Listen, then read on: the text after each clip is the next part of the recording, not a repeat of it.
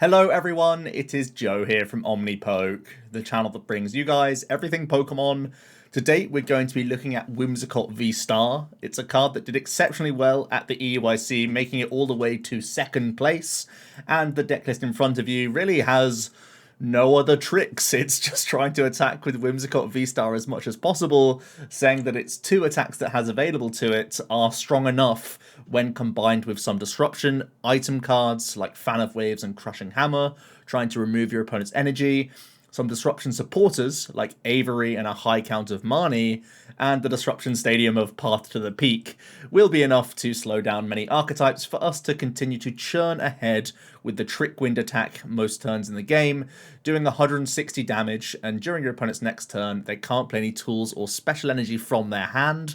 We do know, of course, that a lot of archetypes are taking advantage of special energy. Urshifu likes its Rapid Strike energy and is already quite a difficult card to weave in against the Psychic type Whimsicott. There's also, of course, Arceus using double Turbo Energy and Mew using Fusion Energy as well as double Turbo Energy. So the Trick Wind can be very disruptive and really make hands a lot more awkward for a lot of archetypes. There's also the Fluffball Star, V-Star Power, which is actually low-key kind of dangerous. For one Psychic Energy, you can do 60 to one of your opponent's Pokemon for each energy attached to this Pokemon. And because you naturally will have a 3 energy Whimsicott in a lot of instances, just to satisfy that Trick Wind, sometimes you can attach a 4th or even a 5th energy if you commit 2 double turbos to the Whimsicott.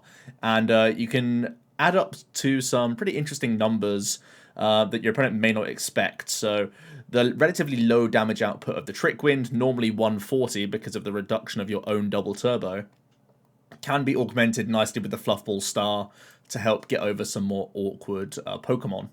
Really, we just have engine Pokemon in the back. We have the 2-3 Bibarel helping us draw up until we have 5 cards in our hand. And we have the Crobat, which is allowing us to draw up to 6. Just that one use ability, but still pretty handy. The list in front of you is just one card different from Frank Persick's second place list. I've cut a Tool Scrapper, hopefully because Trick Wind comes online quickly enough that your opponent can't use most of them, in order to fit in a Raihan. One of the weakest points, I think, about the deck list that we saw on stream in a couple of occasions, admittedly when Frank was drawing quite badly, was that you only have one attachment per turn, and the Trick Wind is a 2 energy attachment attack as long as you find your double turbo energy. Raihan can satisfy a couple of those conditions by getting a Psychic Energy back from the discard pile and at the same time guaranteeing that you hit a double turbo to spring a Trick Wind out of nowhere if you have suffered a KO and have energy in your discard pile. So I do think this is a nice include. You also have Experience Share that can help do a lot of the heavy lifting to put on backup Whimsicotts, but I do think that extra bit of protection is something that's worth digging towards throughout the game and usually does get a little bit of value because it's also nice to cherry pick some other specific cards like Path to the Peak to be established against Mew. Sometimes your energy disruption is the strongest thing available, or just a supporter card for the following turn. So yeah, I feel like this is a worthy include.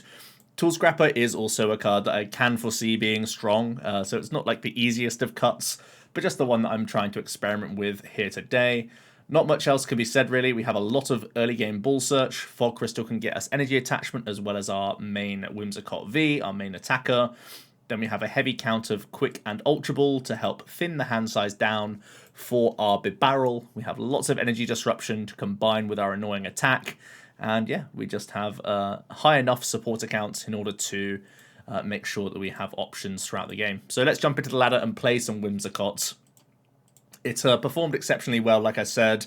It does seem to have a weak underbelly from what I've seen with the archetype so far, because you just play so few basics. I feel like under early pressure, sometimes this deck can feel a little bit on the weaker side, but given time or just drawing well means that you can really take control of many games. And going first is also a big advantage of the archetype as long as you can establish a turn 1 energy attachment.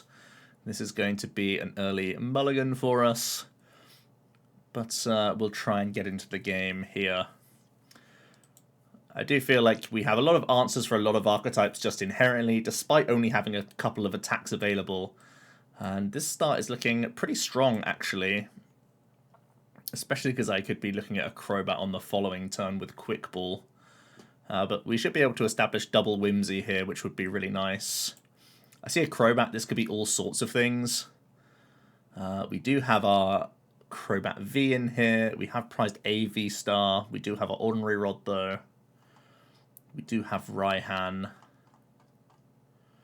Okay, looking pretty good. The good news about this deck as well is that there aren't exactly a huge number of decisions that you can sometimes be burdened with Inteleon-style engines. You really have to just keep announcing the Trick Wind attack in a lot of cases to get over the line here.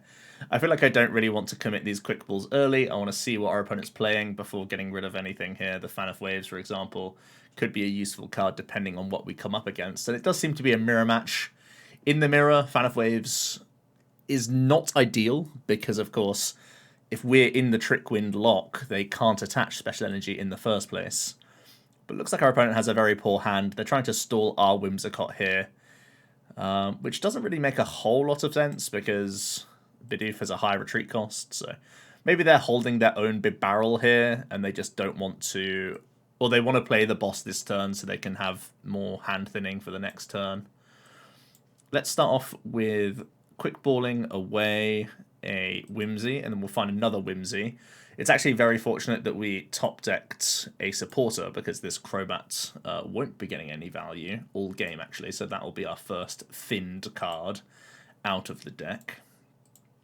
So it means we only have a 5-card dig. One thing we only play is 2 Air Balloon, so not an easy way to guarantee an attack here, unfortunately. The good news is our opponent didn't attach any energy at all, so we were not fortunate enough to hit an Air Balloon. We can go for a Bibarel dig, though. The Bibarel will have to find us a V-Star as well as the guy. Maybe Experience Share and Quick Ball are our best discards here. I feel like those are our best discards.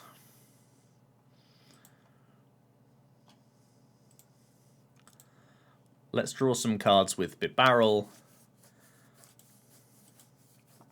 Even getting a Cotton Guard up this turn would have been valuable. Doesn't look like that's going to be the case. Let's just evolve into a V-Star here. Get it developed, and we can just pass over to our opponents.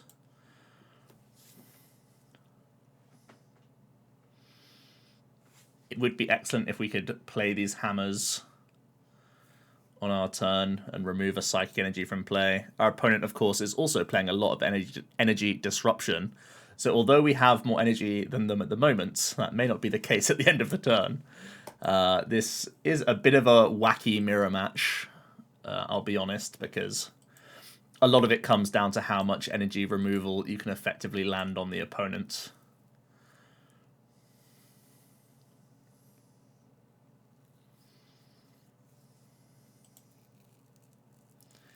They are going to get a Crushing Hammer. They do go for the double turbo energy, so they're not holding on to Fan of Waves.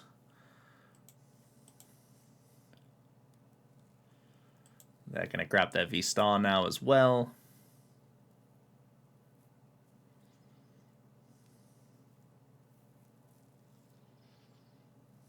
And they're going to pass to us. Alright. Let's see how our Crushing Hammers fare. You really don't like to see that. I don't want to draw into Psychic Energy. I would rather draw into Double Turbo.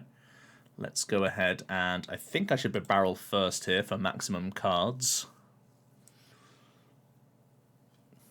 Third Crushing Hammer. I feel like we've lost the game based on hitting 3 tails, I'll be honest. Maybe the opponent can be as unfortunate as us. So I do have the option to dig with Bibarel. We really are looking for those pivot options. Again, the 2 Air Balloon that we really need to dig towards here. The Fluff Ball Star from our active position doesn't seem great. The only issue is if I don't attach active and our opponent actually is able to Trick Wind us, I won't be able to Air Balloon Retreat at all. I'll be drawing 3 cards, 18 card deck with 2 Air Balloons to hit. It's not great odds. If I do attach active, though, they can always punish us with more Crushing Hammers. So I think I actually take the 2 card dig and decide after. Okay. So in the whiff situation, I have to attach active, and it has to be double turbo. Even though it's weak to Fan of Waves, it's even weaker to just being hit with a Trick Wind. So it's a real shame we weren't able to capitalize on our opponent's slow start. 3 tails on Crushing Hammer is never great to see. The opponent actually chooses to play Escape Rope, and that's going to be a little bit awkward for us. We're going to have to go into our other Whimsy here. I may be forced to just Fluffball Star their active next turn for 120 with 2 Psychic Energies and build towards a 3 Psychic Energy Trick Wind. We are going to see a research from them. They did get rid of their Ordinary Rod, which is actually quite big. They are also going to Fan of Wave us. Okay. Fortunately, our opponent is just as bad at flipping heads as we are.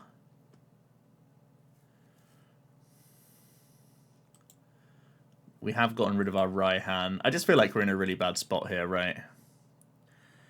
If I Fluffball for 60, it's really not doing anything. If I Fluffball for the 120, I'm just out of energy for like so many turns. Ugh, we're miles behind. Nothing feels good here, I'll be honest. I think I will hit the 120 though.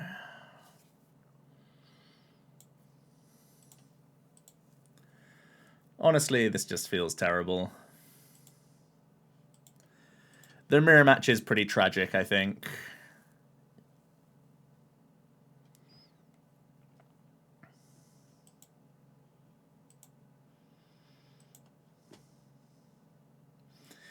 There's a lot of Crushing Hammer RNG involved. We were just super unlucky to whiff Air Balloon the entire game.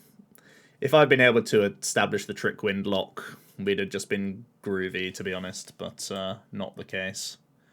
Right, we don't need 2 Bibarel with 15 cards in deck and none of them being helpful. Alright,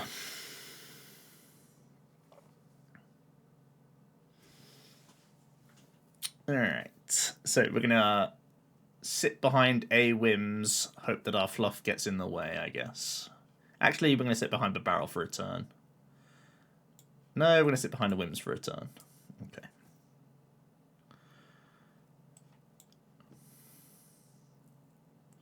Crushing Hammer seems good. Let's do both. Let's go 1-1. Let's get 2 Psychic Energy back. Let's get a fresh hand. Fan of Waves is helpful. It may give us some reprieve from a Trick Wind from the opponents.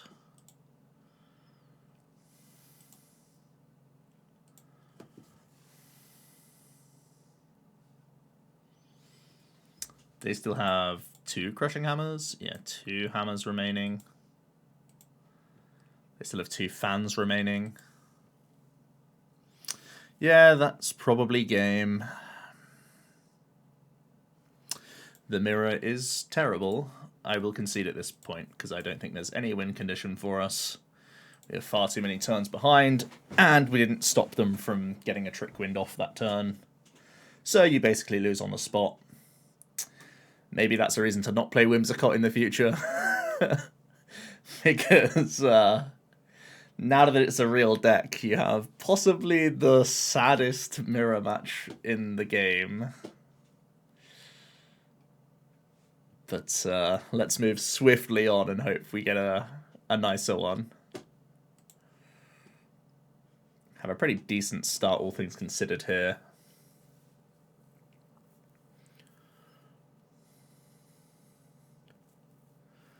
Seeing an Inteleon engine that wants to go first makes me think it's Arceus, or potentially Gustavo's build of Urshifu. Let's see from this quick ball what's what. Getting rid of Raihan could still be either. Yep, looks like it's Arceus. No energy drop. We pick up a V-Star.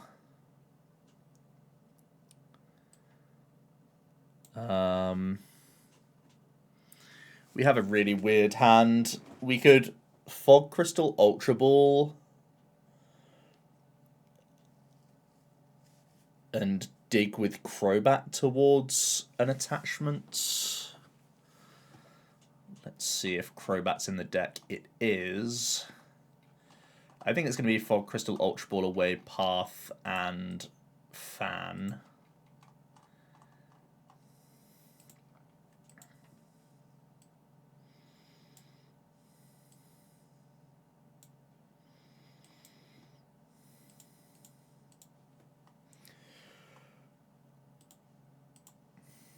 Hoping to get a little more out of this hand, an attachment ideally. Okay, we do hit attachment, which is solid. I don't have to fear the Arceus from accelerating through energy and gusting me, so I can do this. I want to thin to improve our top decks because we're supporterless and Bibarel-less. Let's get a second Whims so I can evolve these up quick sharp so they're not easy gust targets. And we'll pass it over. We have completely bricked ourselves from Crobat, but let's see how they try and punish us here. They have V-Star Drizzle, so it's a very good start. They could easily go for Net here to get themselves into the active and continue to Shady Deal. Gonna grab a quick ball, so maybe they're Crobatting. Or maybe they just need discard for Melanie. No, get rid of a Marnie. So we're not getting the Marnie bailout, unfortunately. They are going to grab an Arceus V. And they're just going to get a fresh 7. Once again, getting rid of Ordinary Rod. We see the attachment of double turbo to the Arceus V. And we see the scoop of net now. So they're looking to Trinity Charge up here. It's a great way to play around the energy disruption that we are playing by just getting a ton of energy into play. The good news is we're not getting hit for any damage here. The bad news is the hand is terrible. They're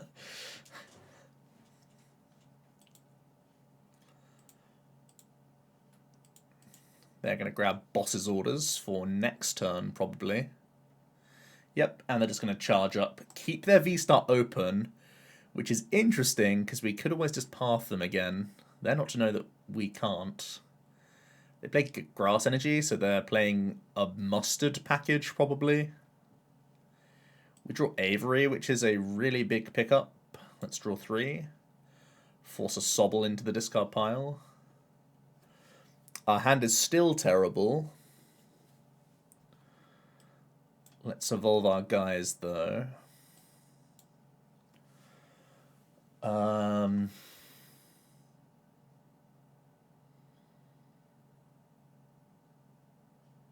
This Crushing Hammer could be bigger later, and I'm not drawing any cards anyway, so I think I just pass.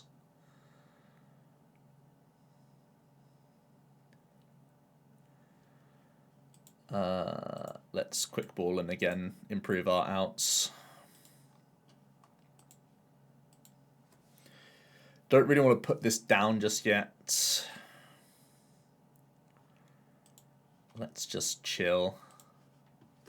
Still supportless after our Avery, which was a big top deck, I won't deny that, but the 3 cards we got weren't particularly helpful.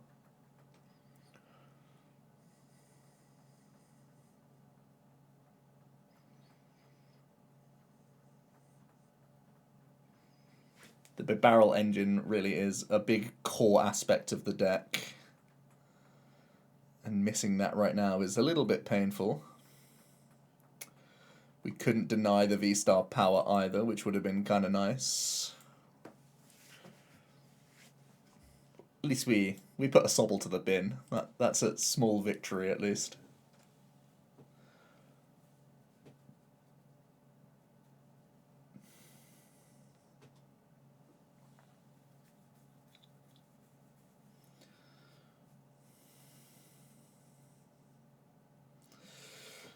What's their strongest play here? Probably just gust up a Whimsy and get an initial hit on.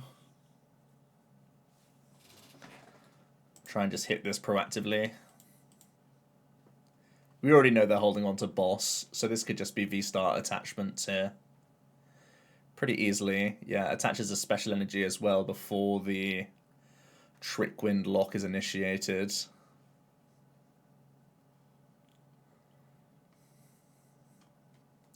They choose not to play a supporter.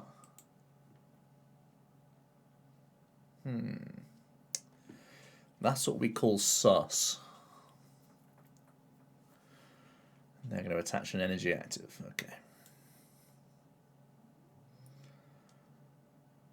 Well, it's not a supporter, but it's not the worst thing I could have drawn.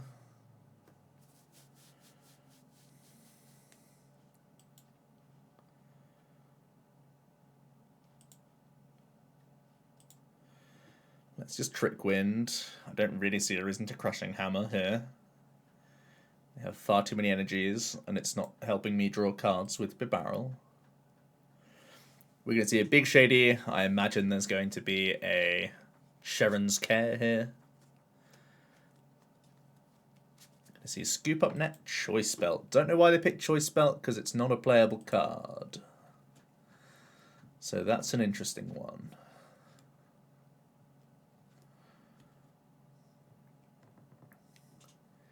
They've been paying attention, they should know that Belt is not highlighted right now in their hand. It is the opposite of a highlighted card. It's not glowing for them. Here comes the Sharons, I imagine.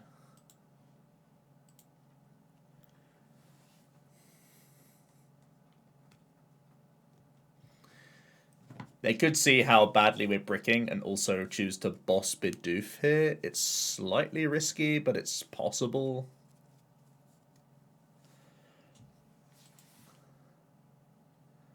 Oh no. They still haven't noticed that Choice Belt isn't highlighted, so they're going to have to pay retreat for their sins. They may also have chosen to do this regardless, but why did they take the belt, you know? You just have to question, why did they take the belt?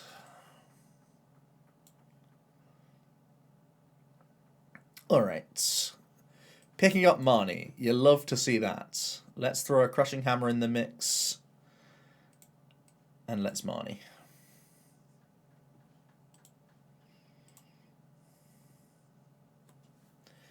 It's a little bit late in the day for Path. It's not too late for some Crushing Hammers. We're once again bricking. Have we had a single hand that's not been bricking? I'm not sure. I even added a supporter to this deck.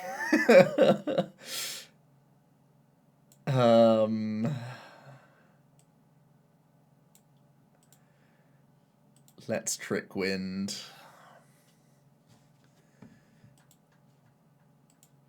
Maybe the Marnie Crushing Hammer was enough. They get to Shady Dealings again here, so they should be in good shape.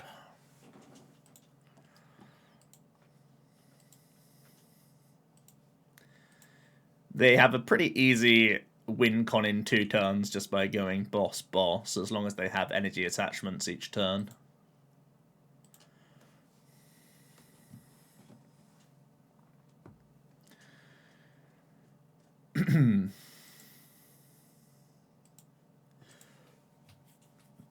They have already played 2 net, which is helpful, but yeah, it's a boss court play.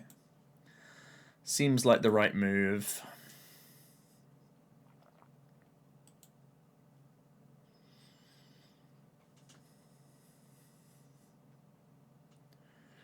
They have another Shady Deal.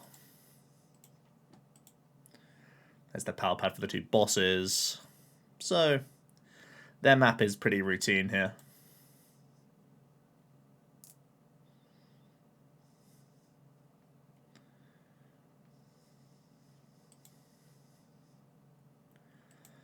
Let's cross our fingers that we can top deck a card and it does something.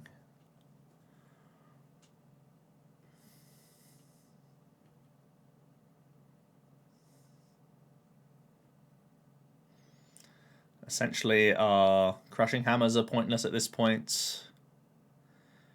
We just need to hope that they don't have access to any more scoop up nets or something. This is a fantastic draw.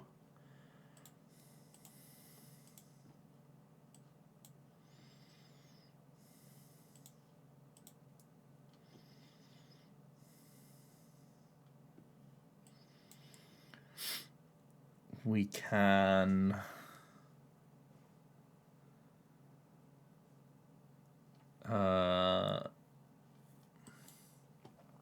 Fog.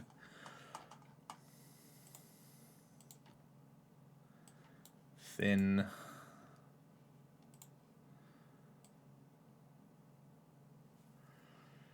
Turn attached. Let's get 4 cards.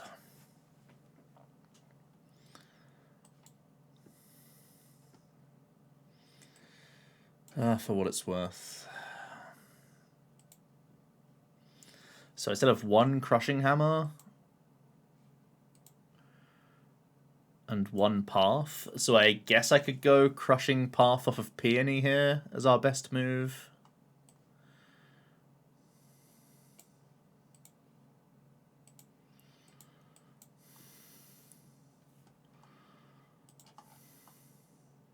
I don't even have a counter stadium.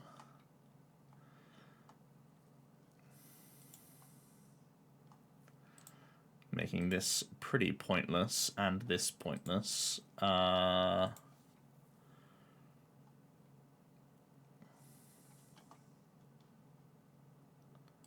Basically every card in our deck does nothing, so I'm just going to take some boss's orders.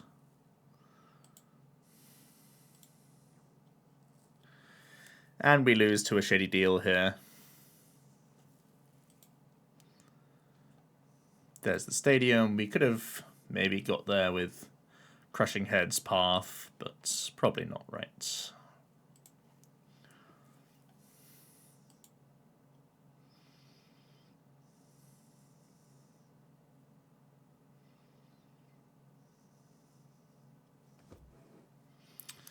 There's the Ultra Ball.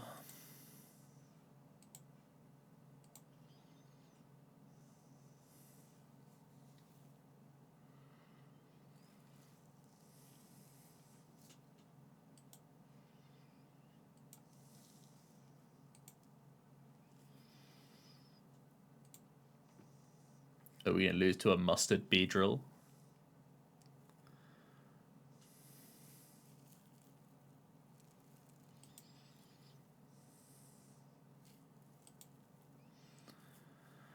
We are going to lose to a Mustard Beedrill by the looks of things. Seems good.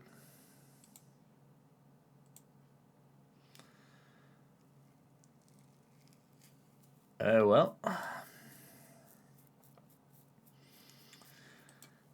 Our deck chose not to function for a number of turns, which wasn't great.